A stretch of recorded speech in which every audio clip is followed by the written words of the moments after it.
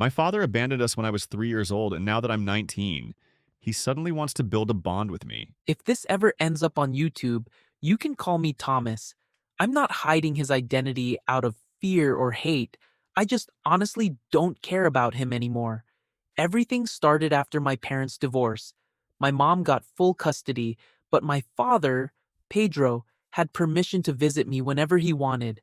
On paper, he was still my dad. In reality, he went from living with me to showing up only when he randomly remembered I existed. He never paid a single cent of child support. Everything I had growing up, food, clothes, school, birthday cakes, even the cheap toys that made my day, came from my mom and her hard work. She was the one who stayed up late doing overtime, who came home exhausted and still tried to smile for me. Meanwhile, he was a ghost with a shared last name. As a kid, I only saw him a couple of times a year at most, and even those visits felt awkward. He would ask basic questions like, "How's school?"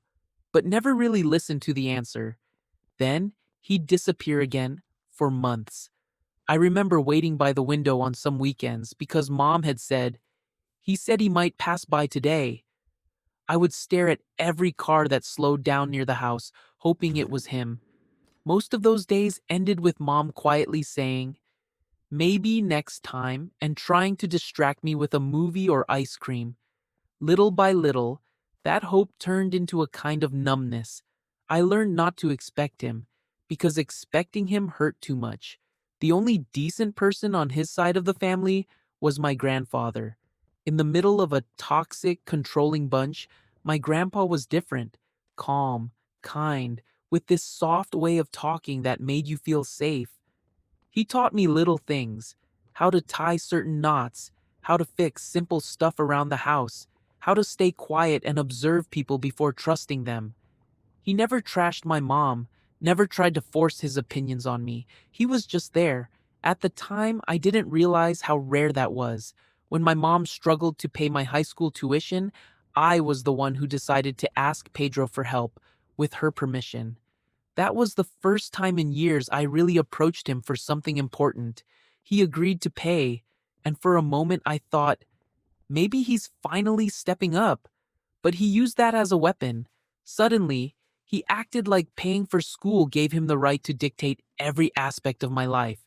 He demanded perfect grades, perfect attendance, perfect behavior, but not out of love, out of pride and control. One day I missed school because I was seriously sick with a bad stomach ache. The school notified him and he called me. I thought he would ask if I was okay. Instead, he yelled at me like I'd committed a crime, lecturing me about responsibility and how I was wasting his sacrifice. He never once asked how I felt or if I needed a doctor. That day, something in me shut down. I realized that to him, I wasn't a son, I was an investment that had to perform.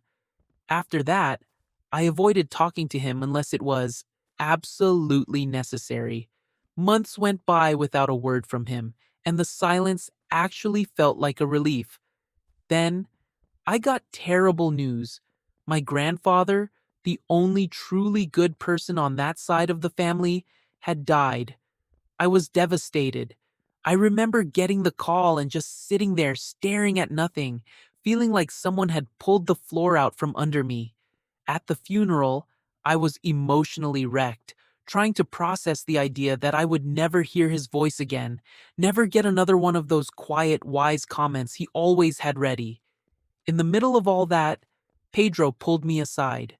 For a brief second, I thought, okay, this is it. He's finally going to act like a father. He's going to ask how I'm holding up. But instead, he started talking about college. Right there, standing a few meters away from his father's coffin, he asked what I wanted to study. Still in shock, I told him the truth.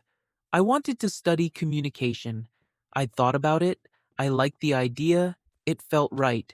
He immediately dismissed it. He told me I had to become an engineer because that was a real career, and he wasn't going to support anything else. He started lecturing me about money, opportunities, and not wasting my potential. In that moment, I wasn't even thinking about college. I was thinking about my dead grandfather. I kept my face neutral, but inside I was boiling. I wanted to scream. Your father just died. Do you really think this is the right time to talk about what I'm going to study? Show some respect. Before I could react, my godmother and my grandmother stepped in. They both told him I should study what I wanted. Hearing my grandmother say that shocked me because she had always been as controlling as he was. For once in his life, he didn't have everyone on his side. Still, that conversation left a scar. It showed me that even in the middle of grief, he was more interested in controlling my future than in comforting his own son. A year after the funeral, when I was 17, they took me to a psychologist because Pedro wanted to build a bond with me. Honestly, my first thought was, sure, let's get this over with so everyone can stop pretending. During the session, I was brutally honest. I told the psychologist that I had no real interest in having a relationship with him, that to me, he was basically a stranger who shared DNA with me. I explained how he tried to control my life, especially my career, how he had been absent for most of my childhood, how he never paid child support or showed up when it really mattered. I told her how every interaction with him felt like an evaluation, not a conversation.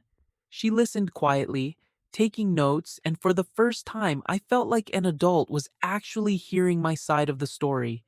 Later, she spoke to him alone.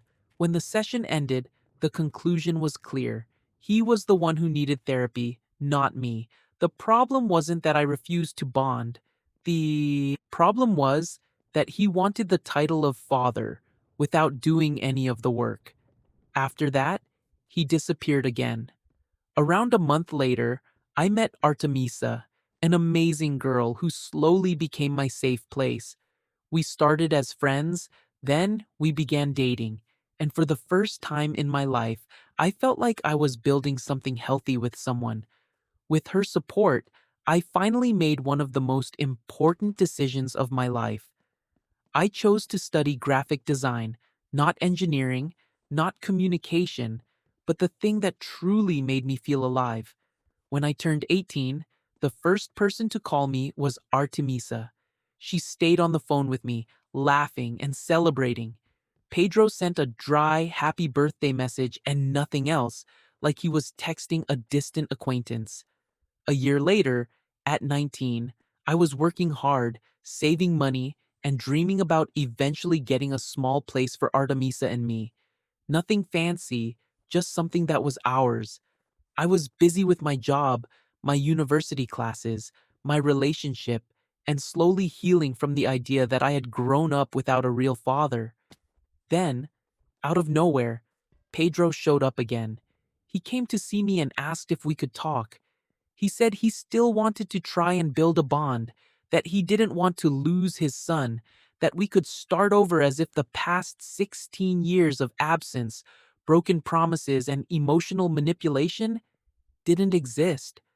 I listened in silence, not because I was moved, but because I wanted to be sure of my own answer.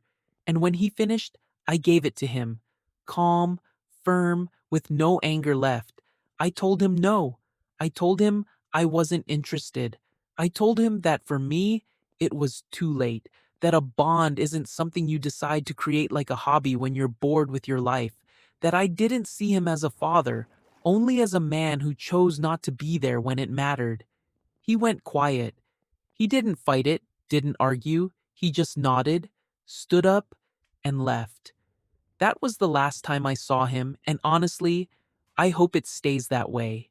Now I'm focused on my own life, studying graphic design, the career I chose for myself, working and planning a future I actually want, and nurturing my relationship with Artemisa and with the family members who truly stayed. My father walked away when I was 3, and now that I'm 19, he suddenly wants a connection. But the bond he abandoned, I'm building with myself, with my own path, and with the people who actually show up. Not everyone who shares your blood earns the right to be called family, and you are allowed to say no, even if the person standing in front of you is the one who signed your birth certificate.